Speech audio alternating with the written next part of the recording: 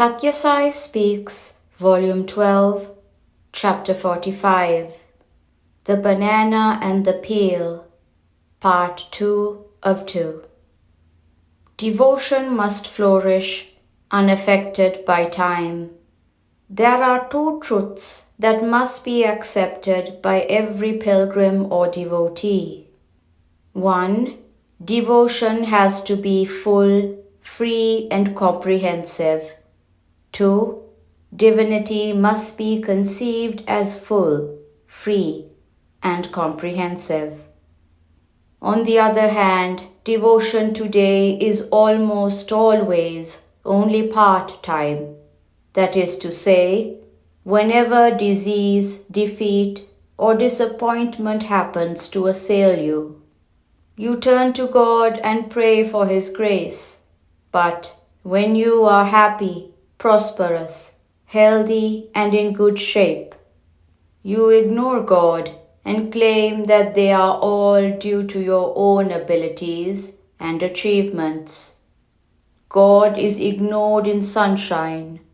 He is wanted only when there is night. Devotion must persist and flourish, unaffected by time, place, or circumstance. God too must be experienced in His fullness, and the ananda, bliss of that experience, should become your permanent possession. Kasturi recited that poem which was sweet to the ear and full of Sanskrit words, but words seldom come out of actual experience. It is impossible to experience God and also talk about Him.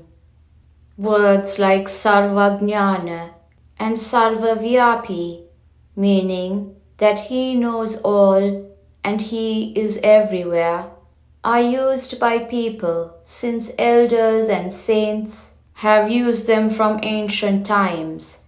It is impossible for anyone to have the fullest and the most comprehensive experience of these qualities of the divine, and also speak about that experience. The Gita speaks of God as Achalam, Chalam, Evacha, immovable as well as movable, which strikes one as impossible.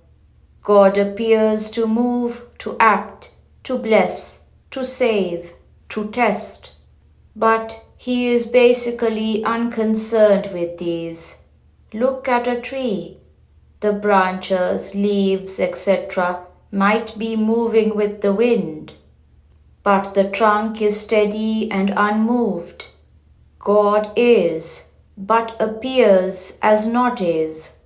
The body moves, the intellect moves, the mind moves, but the Atma is unaffected.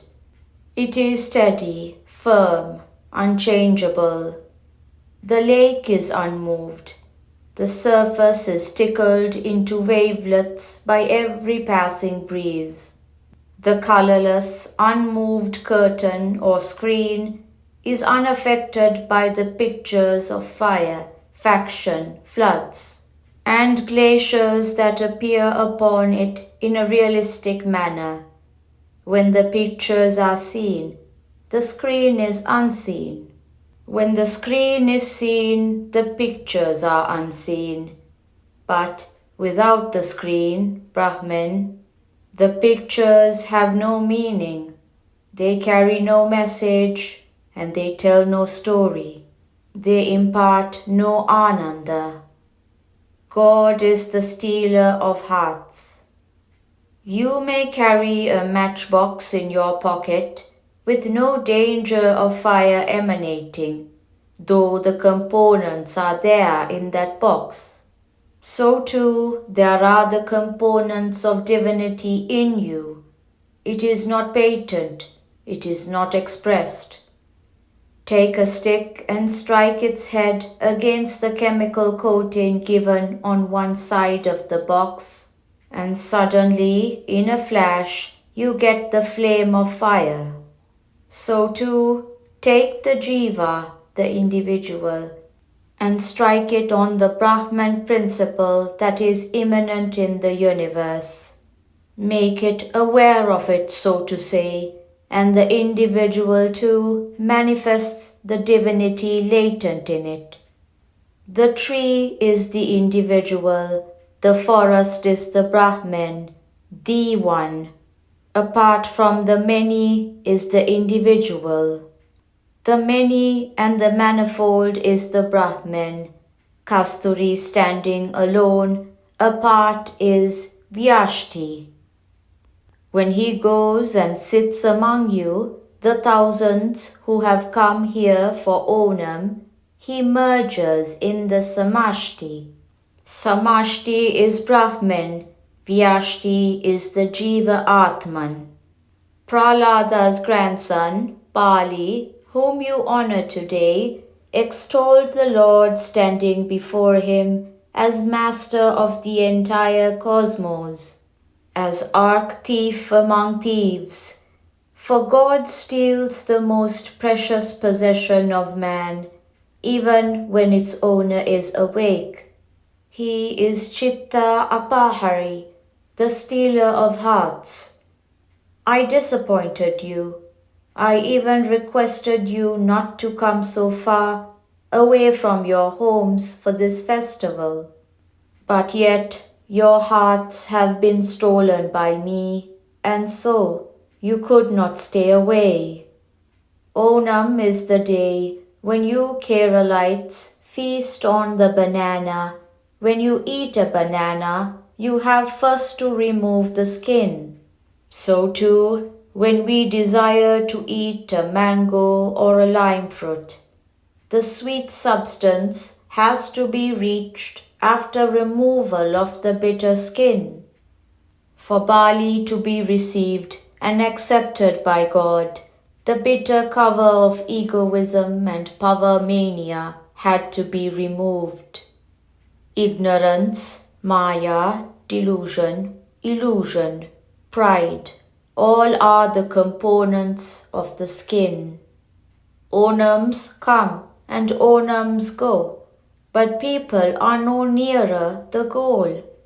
This is because, though Onam is given a hearty send-off, generosity, renunciation, love, and the spirit of service are not given an equally hearty welcome. You have to take this as the Onam message. Strive to manifest, cultivate, and express love. Suppress pride and egoism so that you can win the grace of God. End of part 2 of 2, Prashanti Nilayam, August 30th, 1974. I ask only that you turn to me when your mind drags you into grief or pride or envy. Bring me the depths of your mind, no matter how grotesque or how deeply ravaged by doubts or disappointments. I know how to treat them. I will not reject you. I am your mother. Sri Sathya Sai Baba.